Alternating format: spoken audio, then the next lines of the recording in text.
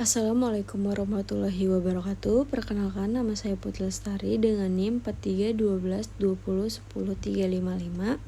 Saya di sini ingin mempresentasikan tugas besar 2 mata kuliah Bahasa Indonesia dengan judul Bahasa Indonesia dalam Pembangunan Bangsa, atau yang presentasi ini menjelaskan pentingnya bahasa Indonesia dalam pembangunan bangsa yang meliputi berbagai sektor kehidupan, terutama di bidang pendidikan.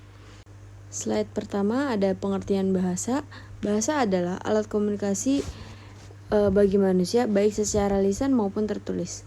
Dalam kehidupan berbangsa dan bernegara, bahasa berperan sangat penting. Oleh karena itu, bahasa merupakan simbol yang dihasilkan oleh alat ucap yang biasa digunakan oleh sesama masyarakat. Selain kehidupan sehari-hari, hampir semua aktivitas masyarakat menggunakan bahasa, baik berbahasa secara lisan maupun tulis, dan bahasa tubuh. Bahkan saat kita tidur pun tanpa sadar kita menggunakan bahasa. Di slide 2 ada fungsi bahasa dalam pembangunan bangsa Indonesia. Fungsi bahasa Indonesia dalam pembangunan bangsa terdapat dalam pernyataan sikap, yaitu bertanah air satu, tanah air Indonesia, berbangsa satu, bangsa Indonesia, dan menjunjung bahasa persatuan bahasa Indonesia. Dalam Sumpah Pemuda 28 Oktober 1928.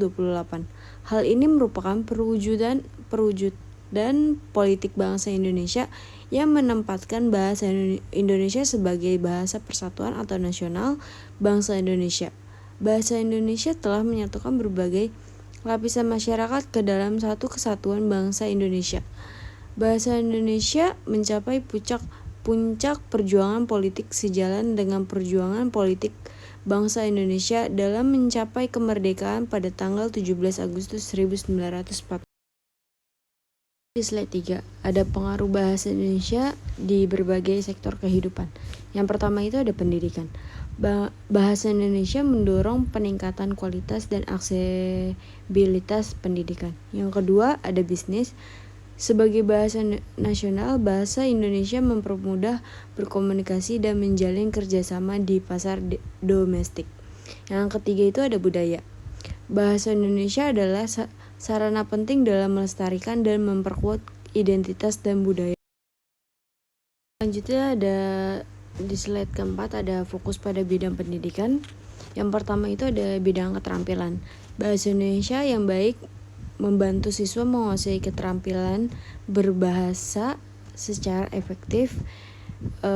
Lalu selanjutnya ada media pengajaran. Bahasa Indonesia menjadi alat komunikasi yang fundamental dalam proses belajar mengajar. Lalu yang ketiga ada persiapan karir, yaitu penguasaan bahasa Indonesia yang baik membuka peluang karir yang lebih luas di berbagai. Ada slide kelima, yaitu meningkatkan kualitas pendidikan. Yang pertama itu ada komunikasi yang efektif. Bahasa Indonesia yang baik memperkuat komunikasi antara guru dan siswa serta memperbaiki pemahaman materi.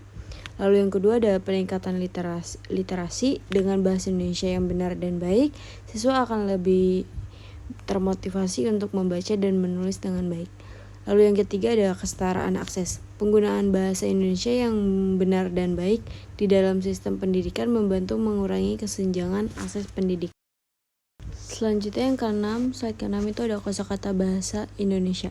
Yang pertama itu ada kata serapan. Kosakata bahasa Indonesia semakin kaya dengan kata-kata serapan dari berbagai bahasa asing. Yang kedua itu ada neologisme. Terus munculnya kata-kata baru juga menjadi cermin perkembangan zaman dan teknologi.